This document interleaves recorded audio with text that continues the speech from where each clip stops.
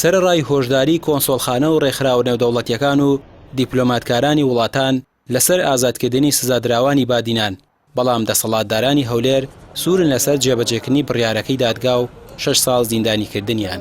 مامۆستایەکی زانکۆ دەڵێت حیساب نەکردن بۆ هۆشداریە جیهانی و ناوخۆییەکان دەمانگەڕێنێتەوە بۆ سەردەمی ڕیفراندۆم و حیساب نەکردن بۆ ڕای گشتی پێویستە پەن لە ڕابردوو وەربگیرێت و بڕیارێک نەدرێت لەسەر ئەم کەیسا بە زیان بۆ هەرێم بشکێتەوە. لە ئێستادا گۆڕەپانی سیاسی و یاسایی هەرێمی کوردستانیش بە تەواوەتی لەژێر پرسیاردایە. ئێمە ئەبێ ئەومان لەبیر بێت کە زۆرن ئەو پرسانەی کە لەسەر ئاسی هەرێمی کوردستان لەسەر ئاسی نێودەوڵەتی و لەسەر ئاسی ناوخۆش نیشانی پرسیاریان لەسەرە، وەکو ئەوەی کە بەڕێستان ئاماژەتان پێکرد پرسی ڕیفراندۆم ڕەنگە لە ڕابردوودای کە بێ لەو پرسانە لە ئێستاشدا پرسی دەستگیرکراوانی بادینان یەکێکترە لەو پرسانەی کە ڕای گشتی دروست کردووە لەسەر ئاستی تەواوی قنسۆڵخانەکان و لەسەر ئاسی ناوخۆی هەرێمی کوردستان لە ڕووی سیاسی و یاساییەوە.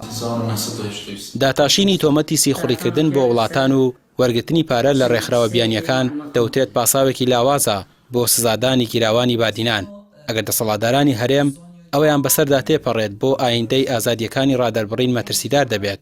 دانیشتن و قسەکردن لەگەڵ ڕێکخراوە بیانیەکان و کۆنسۆڵخانەکان دەکرێت بە تاوان و خەڵکی لەسەر سزا دەدرێت.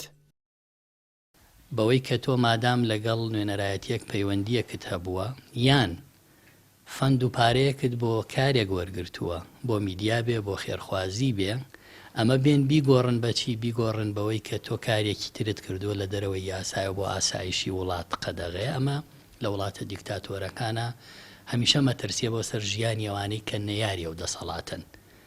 ئەم جۆرە مامەڵەی کە بەرامبەر بارمتە گیراوانی سیاسی لە هەرێمی کوردستان کراوە تەنها لە کۆریای باشوور و کۆریای باکوور و هەندێک وڵاتی دیکتاتۆر بوونی هەیە.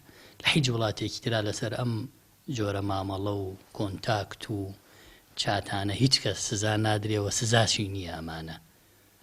چاوداخستنی حکومەت لە ئاز هۆشداریە ناوخۆیی و دەرەکیەکان لەسەر پرسی گیراوانی بادینان ئەوە دەردەخات کە ئەم کابینەیە بە نەفەسێکی تەسکی حیزبی و کەلەپچەکردنی دەنگی ئازاد و خەفەکردنی ئازادیەکان درێژە دەدات. ئەوەش چەند هێندەی دیکە دۆخی سیاسی کوردستان و ڕایگشتی بەرەو دوا دەگەڕێنێتەوە. ڕامیار عوسمان، کەناڵی پەیام، سلێمانی.